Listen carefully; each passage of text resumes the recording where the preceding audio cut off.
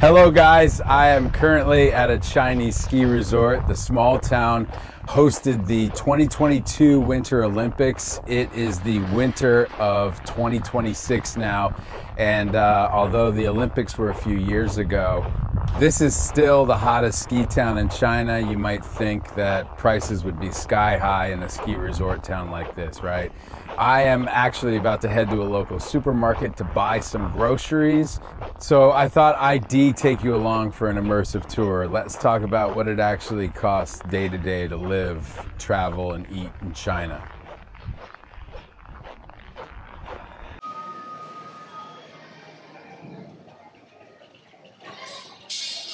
It is warm inside. This supermarket in this small village has everything from cabbage and radishes to tropical fruits. Common vegetables like potatoes and tomatoes, priced at around $1 or $2 US. If you buy a whole flat of 30 eggs plus a kilogram of pork, the total would not even exceed $10. You can casually pick out $10 or $20 worth of meat and vegetables. And it will be enough to feed 2 or 3 people easily for 3 or 4 days.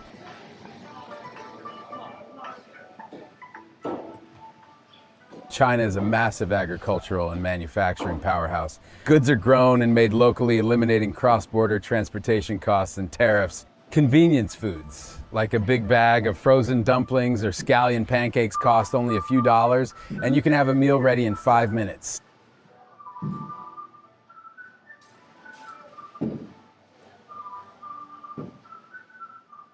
Additionally, things like bottled water, various flavored teas, sparkling water, or a large bag of chips or cookies can mostly be bought for under $1.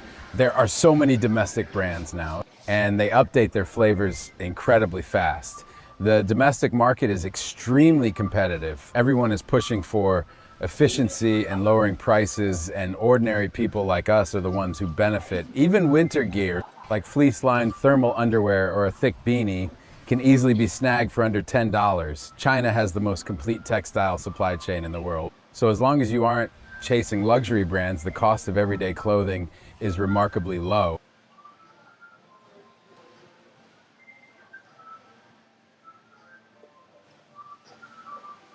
If you don't feel like cooking and want to eat out, a steaming bowl of beef noodles at a street-side restaurant in a small town like here or in Tier 2, 3 cities will only cost you $4 or $5 to get satisfied.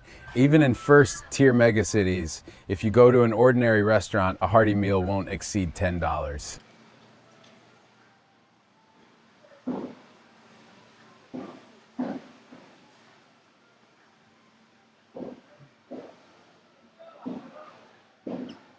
It is very easy to become lazy living in China with just a few taps on your phone to order delivery. Hot food will arrive at your door in half an hour. This incredibly high level of convenience relies on a massive labor market and a highly developed local logistics network. Delivery fees are practically negligible.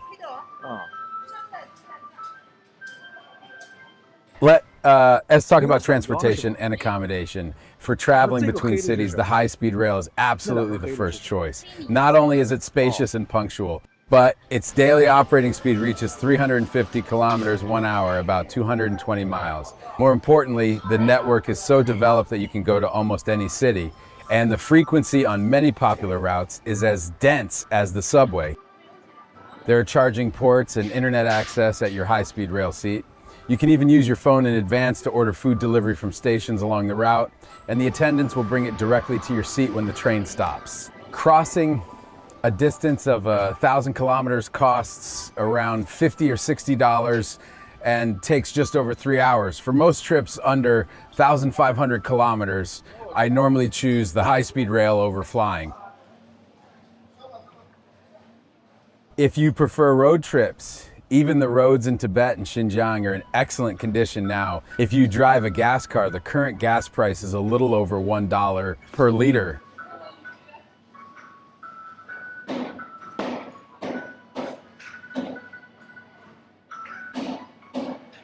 But honestly, the absolute best option for road trips in China right now is energy electric vehicles. Renting a standard EV only costs about $20 or $30 a day.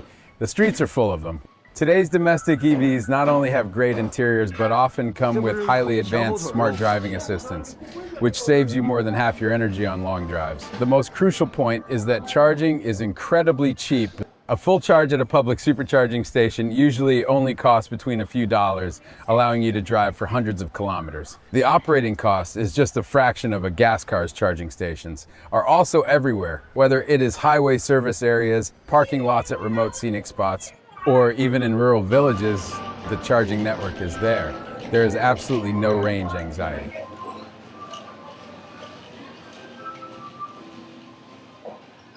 Finally, let's bring it back to the ski village where I am right now. Many people think skiing is a real money burner. At famous ski resorts in Europe and the US, a lift ticket plus gear, food, and lodging will easily cost you a minimum of $300 to $400 a day.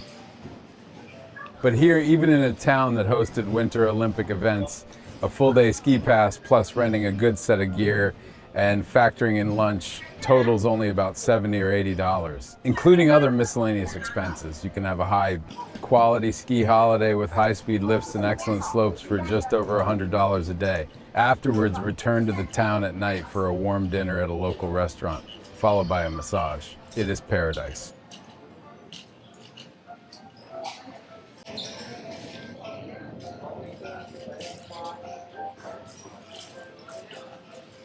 The best part about living or traveling in China is that you can scale your lifestyle to your budget. Even with a very ordinary budget, you can still eat warm, delicious food, travel by high-speed rail, and go on a spontaneous ski trip.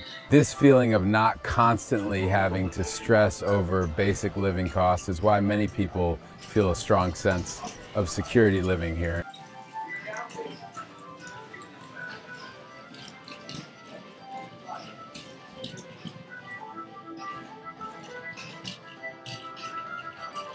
By the way, China is currently visa-free for many countries. If you have time, just come and visit. Let's stop here. See you next time.